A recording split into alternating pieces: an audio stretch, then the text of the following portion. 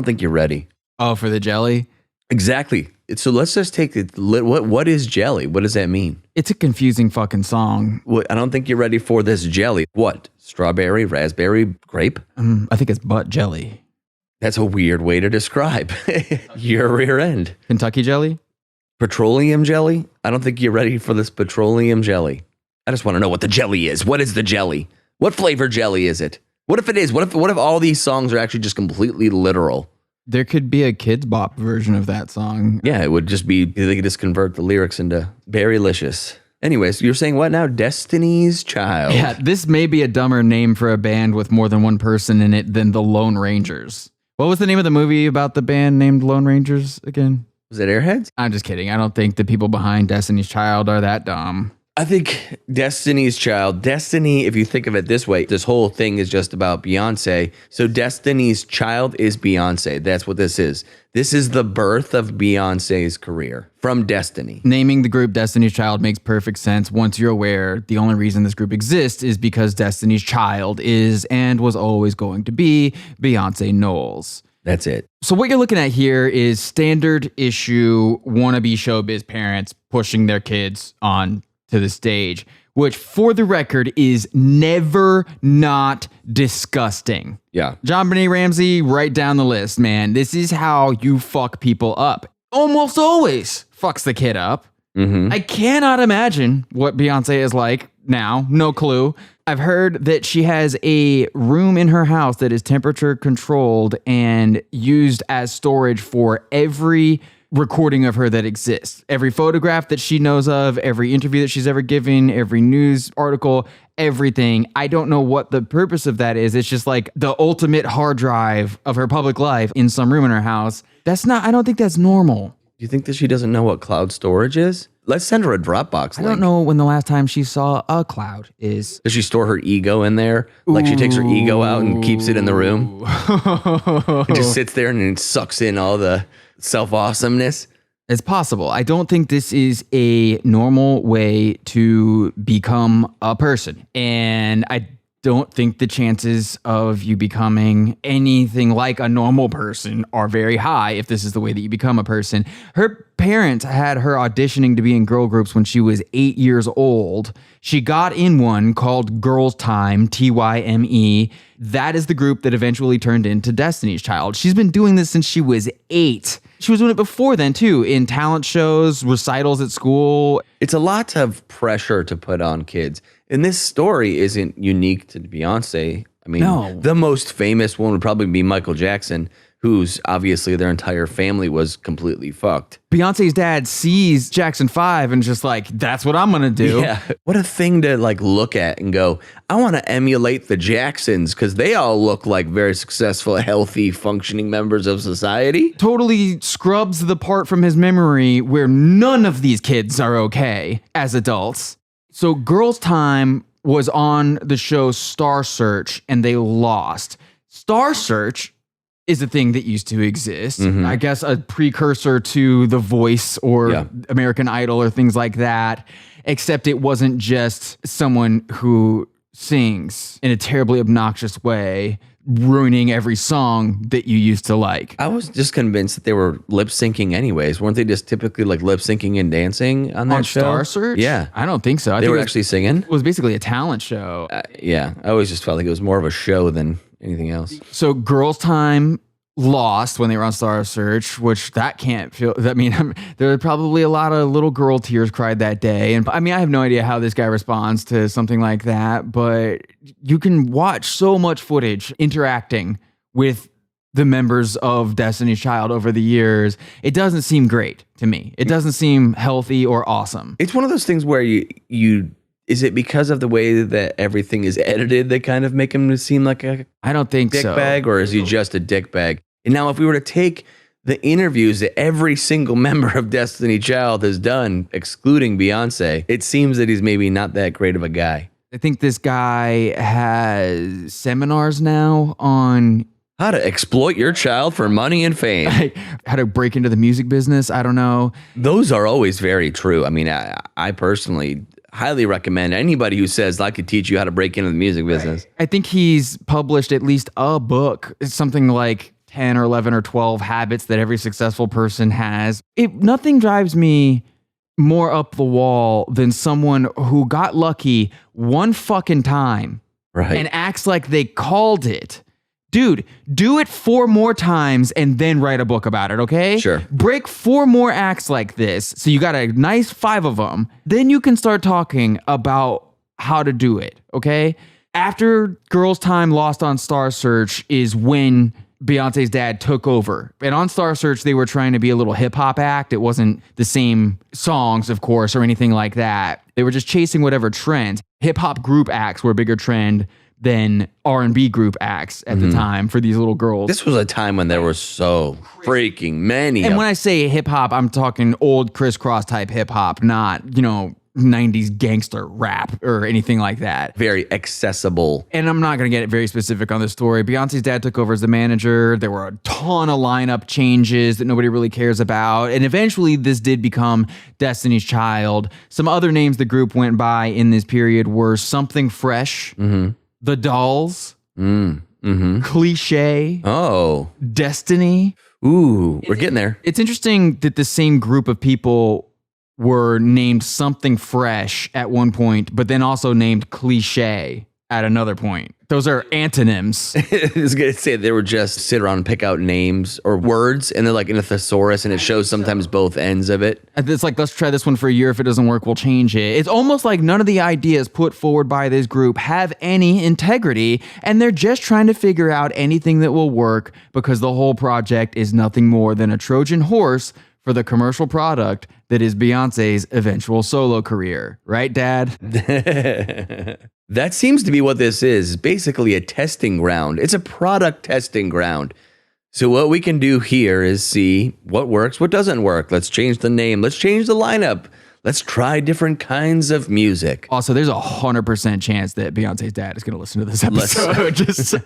Let's under-sexualize it. Let's over-sexualize it. Let's do it all. And then when it's all said and done, Beyonce can sail on. It's a petri dish. If he thought her talent or whatever would allow for her to break as a solo artist, that's what they would have been trying to do the whole time. Sure. It was just, this is what everyone was trying to do, so he tried to do it too. This is quite literally just throwing stuff at the wall as much as you possibly can and seeing what sticks. And then the thing about the music business that you and I have even talked about just in casual conversation is how far name recognition goes. How many bands break up on a daily basis, The longer you can stay a band working in the same scene, the likelier it is that you will gain an audience. You're there. You build up name recognition. If you have anything remotely like what people are buying, you should be able to sell it. Right. You just have to keep going and not quit.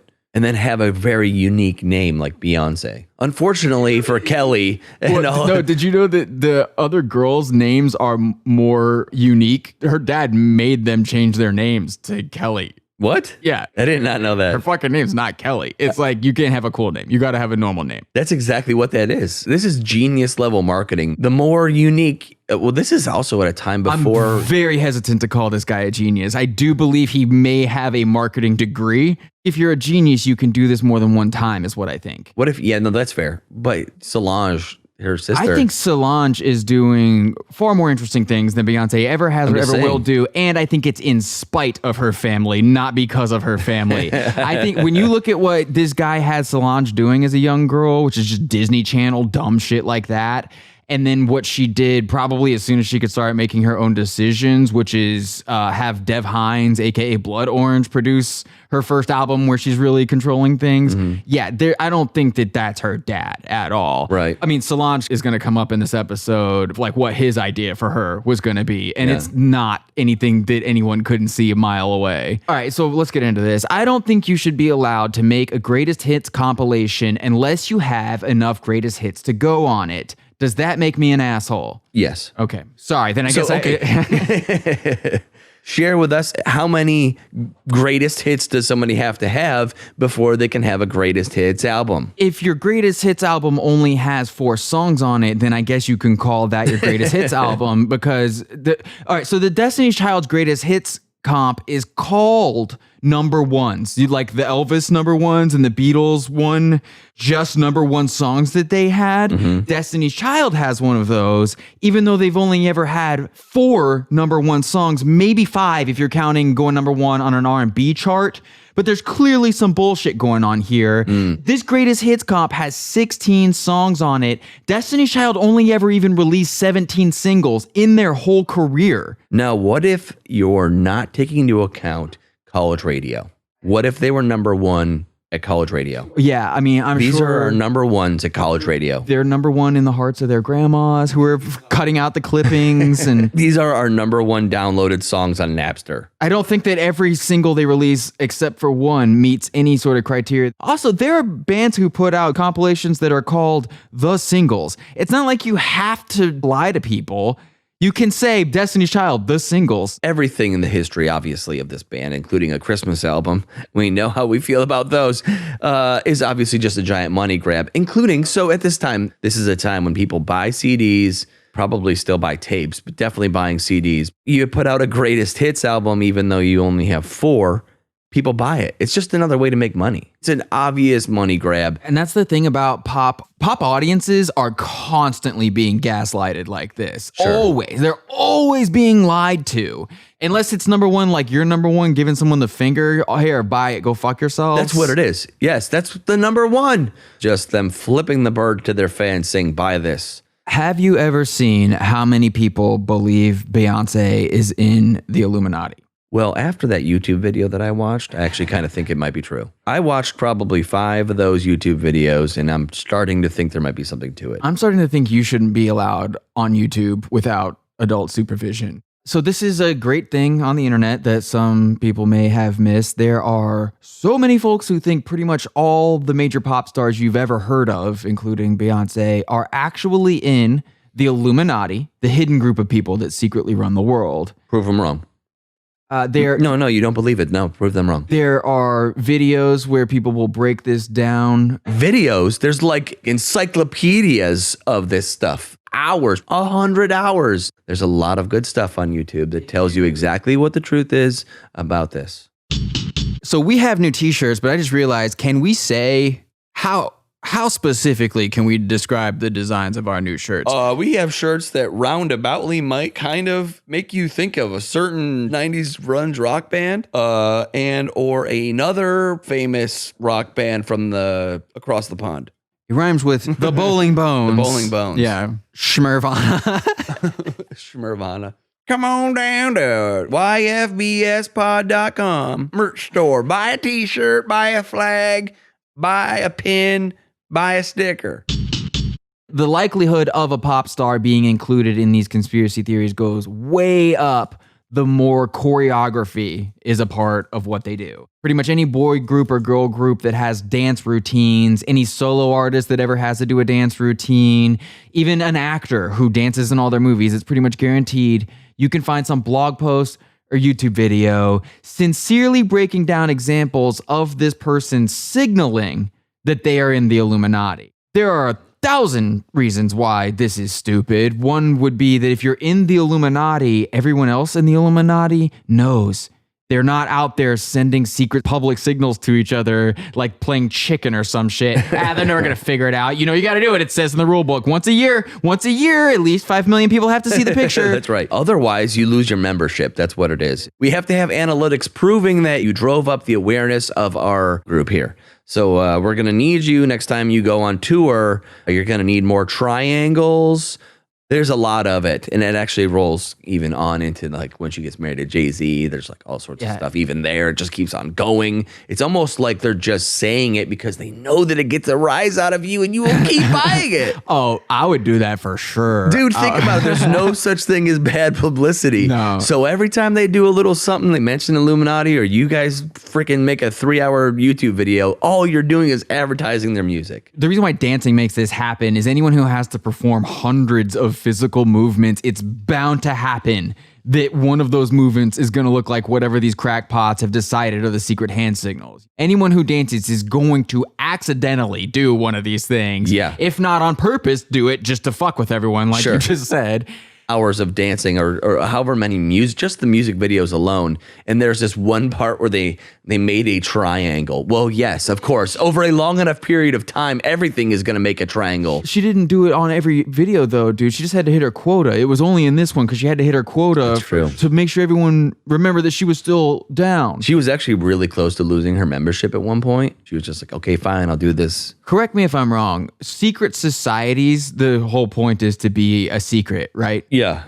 So then the reason why you would flaunt that in front of millions of people... It's just flexing so hard. Is it like the only way that she can come? Yeah. They're never going to know what I'm doing. And then she goes backstage.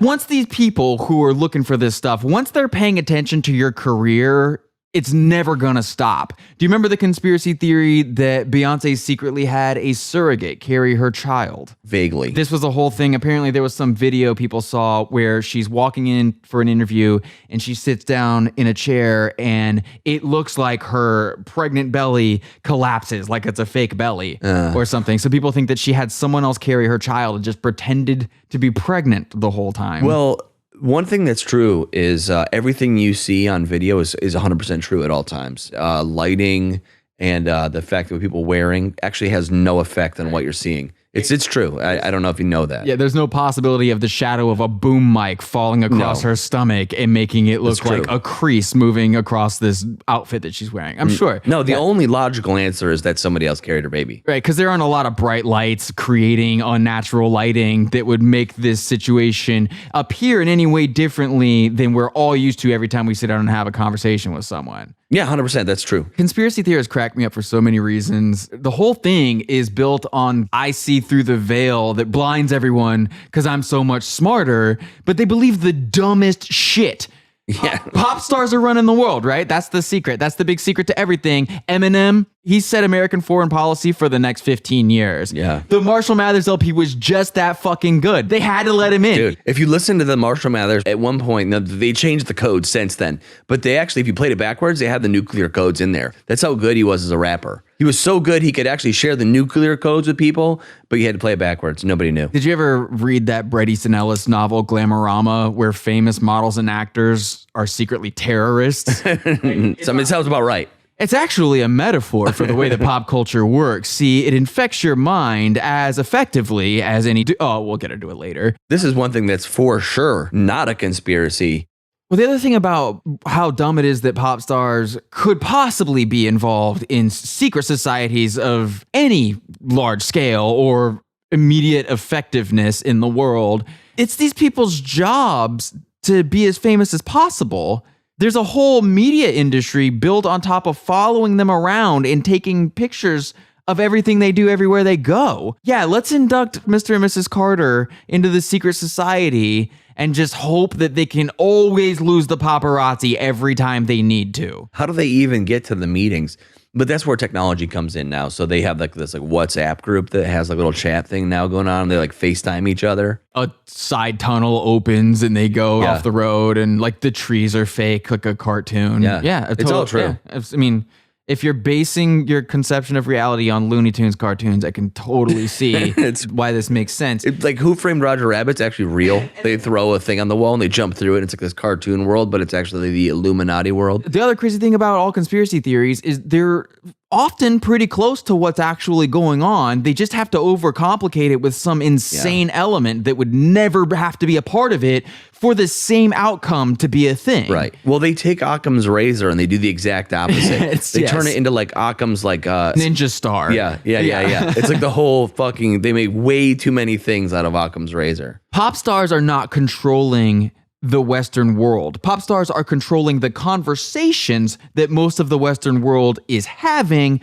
while everything that actually matters happens over here without all the attention on it, because you dumb motherfuckers are watching videos about pop stars being in the Illuminati. Right. That's the whole point. Yes. If there's any conspiracy, you're actually making it worse. The celebrities are not in the Illuminati, they're in the Deluminati, and you're a fucking member too, okay? This is all just making everyone dumber. Yep. Here's how it works. You can have the money because you're a useful distraction to keep everyone dumb, but you get none of the power, enjoy all of the attention of being famous because you're going to start to hate it soon, maybe build a tall fence around your house. That's what pop stars get. Money, no power. Who was president in 2001? I don't know. I was listening to Survivor. See, you were distracted. You didn't even know who president was because you were singing Bootylicious. Way to go. And their job is done. Beyonce's in the Illuminati. Oh, that's cool. Who'd you vote for in your local elections last year? I don't vote. It doesn't matter, man. They're running everything. And then you go back home and watch 27 more consecutive hours of YouTube. Bingo. Another reason I understand why there are so many conspiracy theories about pop singers being in the Illuminati is that the Illuminati very visibly functions how you would expect an Illuminati to function. Nobody inducts themselves. You've got to be brought in by an established member. They bring you in. There are rituals. This is how it works, man. That is how pop music has always worked. I don't give a fuck what story any publicist concocts about how this or that person is a self-made anything. But this isn't a conspiracy theory because it does not happen behind closed doors. It's in the open. It's in the album credits. You can read it. Yeah. This producer did this. There's always a producer or a manager. There's always a feature from somebody who's already mega famous. There's always someone in a very, very public way. I feel like they've gotten even better at making it feel like there's no arc. It's just all of a sudden out of nowhere you like whatever it is. That's the design of it. Yeah. A lot of times with this stuff, especially, there is no arc. Easiest example in modern day pop stars like Billie Eilish sold out an entire tour before she put out an album. Right. What do you think that is? It's the same exact thing that bands like Destiny's Child laid the groundwork for all of this stuff. They just got better at it over the years. And if you get on Wikipedia and you get in the credits of the album and you start clicking all the names that are blue links and looking at what those names did before they did this, that's the Illuminati. It's right there on Wikipedia because that's how real life works. The Illuminati. In the case of Destiny's Child, anyone who thinks that all of this happened on the merits of Beyonce's talent needs to take their little Generation Z ass back in time and find out how fucking massive an album called The Score by a band called the Fugees was. That's why you know who Destiny's Child is and who Beyonce is. Wyclef Jean. Honestly, just name recognition alone, a majority of Destiny's Child career, more people would know his name than they would know the name Destiny's Child for a majority of their career. At least the first half. The Fugees made The Score. It's their last album, but I can tell you for a fact it is. Did you want to look it up real fast? Yeah, I'm going to look it up. Number one, this album was very popular. What are the numbers on it? It sold 18 million copies. Jeez, man. Worldwide. 18 million, 6 million in the United States alone. This is music that your parents bought and thought was cool without knowing that you already thought it was cool. That's The Score by the Fugees, because they also sampled old music that your parents remembered, like what, Roberta Flack? Yeah, there was a whole bunch of stuff. It was all over the place. It was unavoidable, dude. At the time when it came out, it was like the biggest thing on earth. And it was in 1996 is when this came out. And then they broke up. Yes, they did. They broke up at the top of their game. Yep. Everyone was waiting to see what they were going to do next. Destiny's Child's first big single was that song No No No, but it wasn't their album version of the song. The version that was a hit was the Wyclef Jean remix of the song. And also the remix, his voice was all over it, like a precursor to DJ Khaled go like, this is the remix. He says this is the remix 30 times at the beginning of the song. That's exactly what he did in the Fugees too. So when people hear his voice doing that, they're like, oh shit, is this the new Fugees? No, it's Destiny's Child. You're probably going to buy it too though. This is also when people are buying stuff still physically with their eyeballs and like looking at stuff.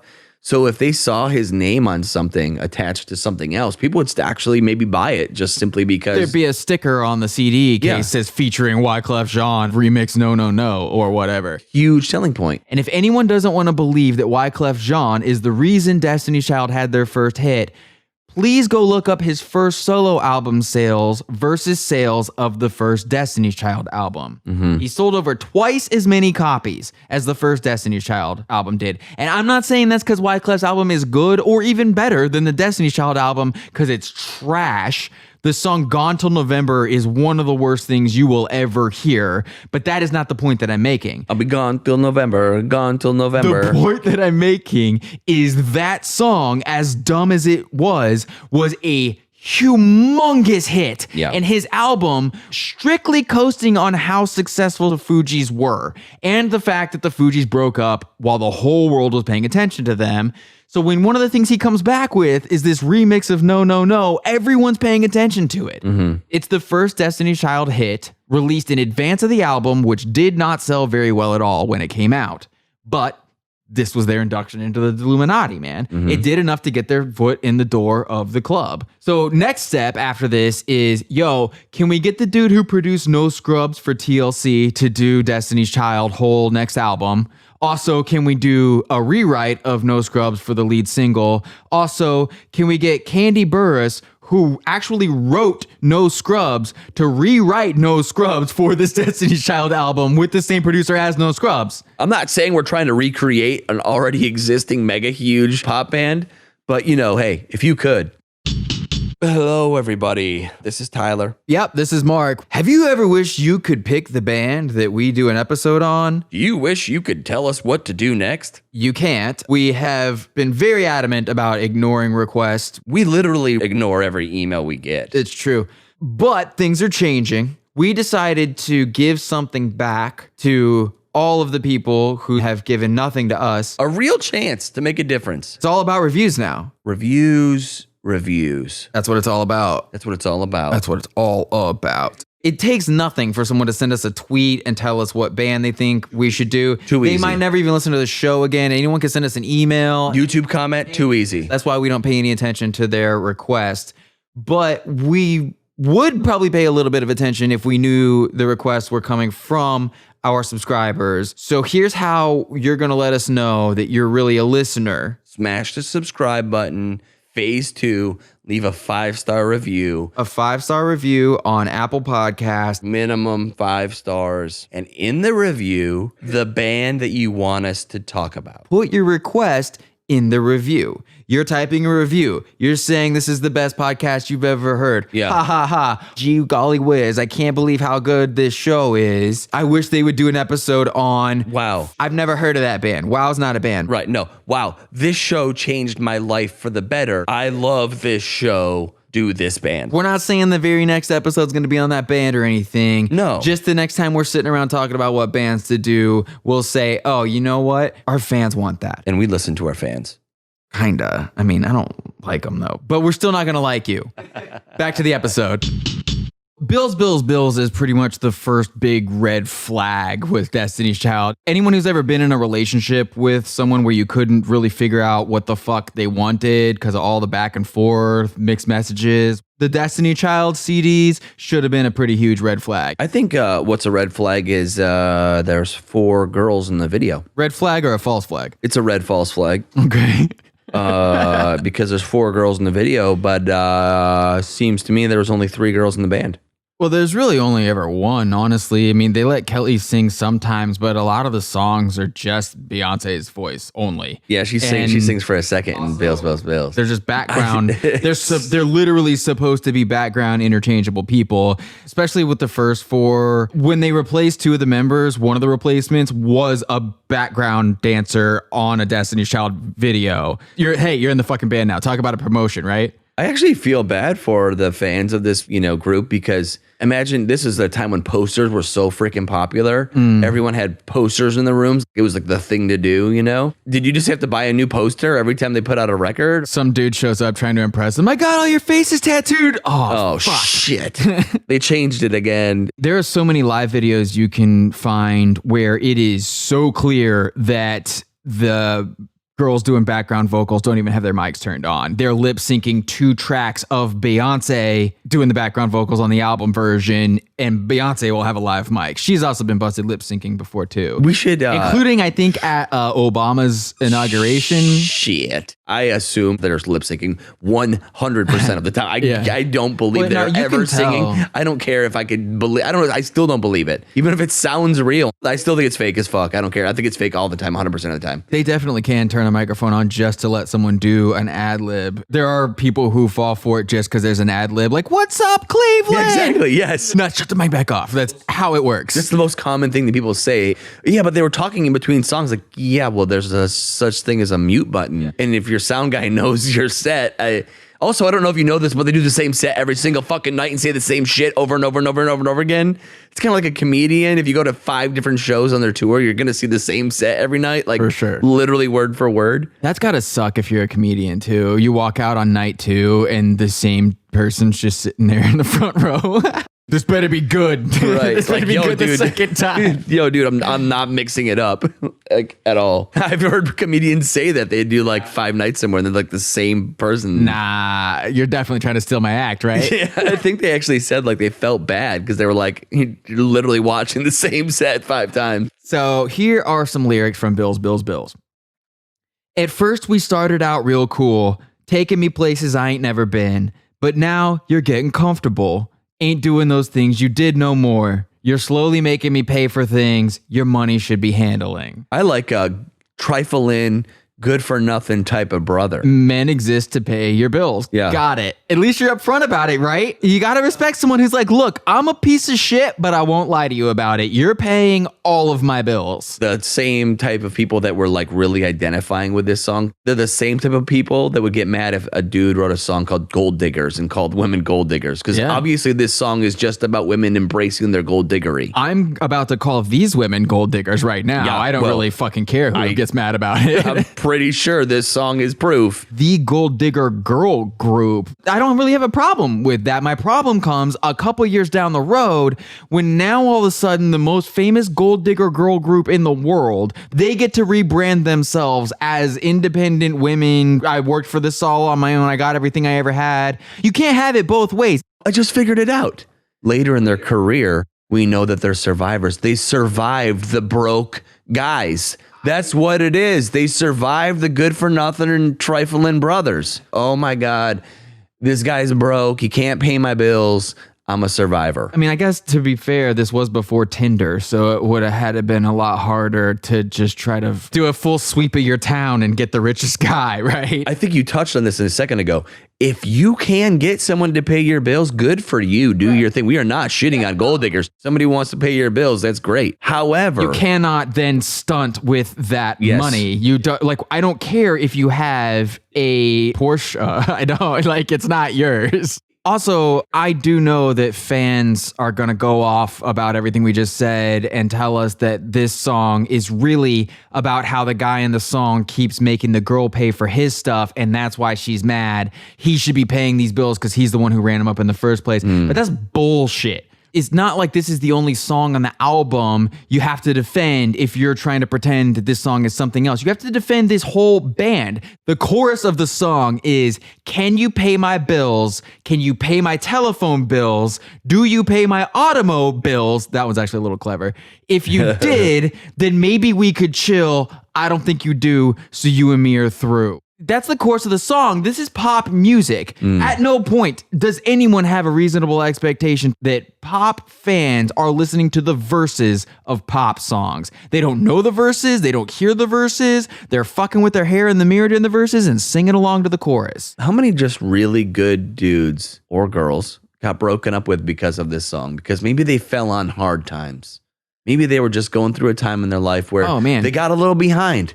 And then all of a sudden, Destiny's Child comes along and everyone is just pointing out the whole time, you can't pay my fucking car note. And they're like, oh, well, I didn't know I had to. If you want to talk about the negative effect these women's music have had on people, we could talk about a song from later in their career called Soldier, the message of which is, if you want to get with any of them, you had better have a gun. You had better be street. You had better smoke drugs. I'm not joking. Like, these are the lyrics of this song. Smoke drugs. How many 17-year-old girls completely set the parameters on the type of guy they were looking for because this is what they thought was cool because of this song. Let me describe a person to you and you tell me what he sounds like.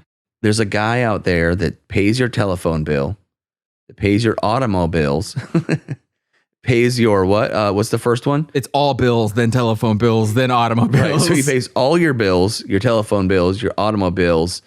He owns a gun, and he's quote unquote street. Their words, not mine. What are we describing here? Sounds like Al Capone or something to me. It sounds a little bit like Scarface. Maybe that's what they're surviving is. But here's what's stupid. Again, I don't even really have a fucking problem with that, except for who this shit is being marketed to. The age group that this shit is being marketed to is very specifically my problem with that specific song. Setting up people for failure in relationships. There's a song called Jumpin' Jumpin', which starts off with the words, ladies leave your man at home, the club is full of ballers, and their pockets full grown. This is absolutely a song about going to the club to be a cheater as long as someone has enough money to make it worth cheating. That is the definition of being a gold digger. You go cheat on your boyfriend with someone who will pay your phone bill. That's basically what they're encouraging. The other big single off the second album is Bugaboo, also written by Candy Burris, who wrote No Scrubs, also a rewrite of No Scrubs, also about the same fucking thing as all these songs. Or I guess the more accurate thing to say is these songs are about the same kind of guy, which is some guy who calls you too much and doesn't pay enough of your rent. Now, like I said, if you want to be a gold digger and you're honest about it, that's straight, I don't care. But also, do not be surprised if the dude who meets your financial bottom line and doesn't call you all that often is also banging every single one of your friends. Like the guy in the song, Say My Name. Obviously, what's going to happen. Yes. If you are these people, then you will also have to sing this song because this is what's going to happen to you. You're going to hook up with some dude who doesn't give a shit about you. He bought you. Right. Literally bought you. Doesn't give a fuck about you. And of course, he's going to fuck all your friends. Of course, you're not going to get all his attention, which you probably only want because you're trying to get him to put a ring on it. All the single ladies, right? Right. It's just, I'm surprised that this band doesn't have a song about poking holes in condoms once you get someone who's going to pay your phone bill. I didn't listen to every single one of the songs, so maybe that is a thing. I don't know. But yeah, you want a guy that's going to pay all your bills, so you decide your current boyfriend isn't necessarily living up to that standard. So what do? You leave your man at home and you go to the club to find a guy with fat pockets, and then you chase that guy down, and all of a sudden you're dating that guy. But it turns out that maybe you weren't the only girl that he was paying the bills with. Surprise, he's paying other girls' bills also. You weren't bootylicious enough for him. And now you can't get him to say your name when you're talking to him on the phone. So again, this is pop music. There are so many people who are so angry at us for only the things that we've said so far. They believe that they love Destiny's Child, even though they don't know all the words to a single Destiny's Child song. This is pretty much the case for every band that we do an episode on. People who get mad don't know any of the songs. They just think they do.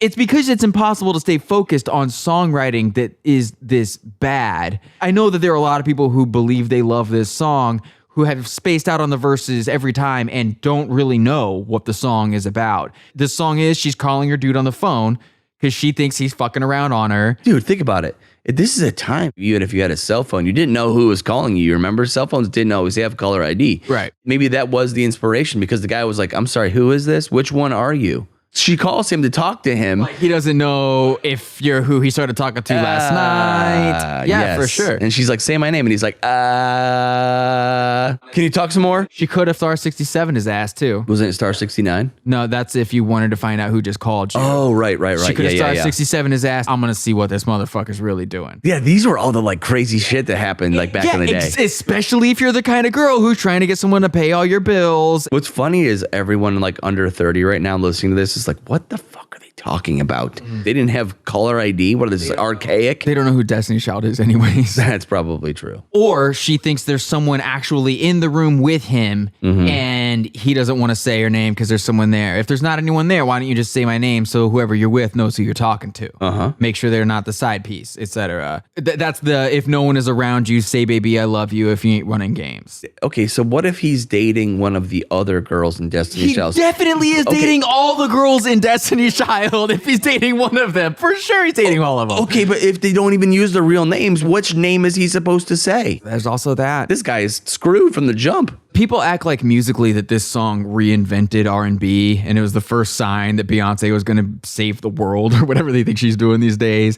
But what Aaliyah and Timbaland did on the song Are You That Somebody is so much more noteworthy than anything anyone has pretended that Say My Name was when it came out a year later. For real, if anyone's making the argument that the production on any Destiny's Child song actually matters to the history of music, you had better be a walking, talking encyclopedia on Timbaland's whole career, or you're a fool. I really think if you were to talk to people that have really strong opinions, I really think that a majority of them would say that Aaliyah was more influential with music and just a better overall artist than anything that Destiny's Child did. And also from a production standpoint, all of this shit is just jacked from Timbaland. Like all this stuff that's happening on these Destiny's Child albums, it's from Timbaland copycats. This Timbaland at the time could do no wrong. He produced some crazy huge songs. Pony is Timbaland, just in case anyone... Like seriously, go read about Timbaland and then shut the fuck up. Leave me alone.